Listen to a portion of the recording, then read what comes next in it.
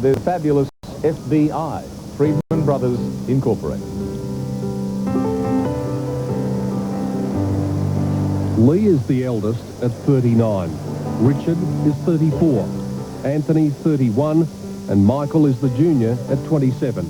Together, they are the FBI, Freedman Brothers Incorporated, one of racing's most powerful combinations, one with a sense of humour. It's a team effort. I mean, it's very hard for... We're all equally abusive. Yeah, it's very hard for one person to take over the level of abuse that goes on in our meetings. Very difficult. There's really a team effort there. I guess I'm best classified as Lee's assistant here at Flemington. But, no, yeah, I don't yearn the spotlight as some others. Yeah.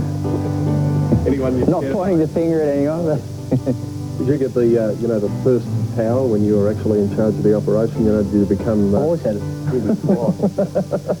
Importantly, have you got rid of it? Oh, I've had to. They won't let me have it anymore. No, the committee decided that it was no longer an option. Last season, the Freedman horses collected $7 million in prize money, but all four say they love horses more than they love racing. What about the ungodly hours that you have to keep in this game? No one ever gets used to them. If anyone tells you they're used to them, they're lying. Well, you can't afford to have late nights, can you? 8:30, I allow myself one of them a week. Unless you go right through. And you'd never have done that. Even in such a huge operation, one that turns horses over very quickly, the boys still have their favourites. I like naturalism a lot. I spent a bit of time with him. I thought he was a pretty special horse. I think it depends on the horse. I mean, a horse like Scalacci, you couldn't help but, we're no different to the public. I mean, they got very close to him, obviously so did we. It's often said success for some breeds envy in others, something to which the Freedmans could attest. Probably more so than any other, I'd think. More so. It was so high profile. Possibly only outdone by television.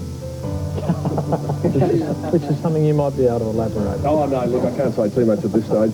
Obviously, it doesn't worry them too much. At this time of the year, they're more concerned with the big races, one in particular. Is the Melbourne Cup sort of just something special because of the history and everything? Yeah, I think so, because it dates back so far and there's so much documented history about it. And you read books about it, there's so many interesting stories about horses that won and what they've been doing and that. And I just find it being part of that history is tremendous. If asked the question which one race he'd like to win during the year, I think it still has to be the Melbourne Cup. I think that's the race that everyone around the world recognises and that the Australian people have a real affection for. And the smiles creased their faces when they recalled that first Tuesday in November back in '89. Terrific's going to win the Cup for Lee Freedman. Terrific kicks away, wins the Quinella for Lee. Terrific first. When you've only been training sort of average winners, maybe the odd Group 1 winner, and you win a Melbourne Cup, I mean, it's indescribable, really. Disbelief. Yeah. Melbourne Cups, Golden Slippers, the Cox Plate. The FBI has won them all. And it seems that they'll be in the caper a fair bit longer to improve on those achievements. Our great-grandmother had a very good saying, I think it's true, racing is a disease cured only by death.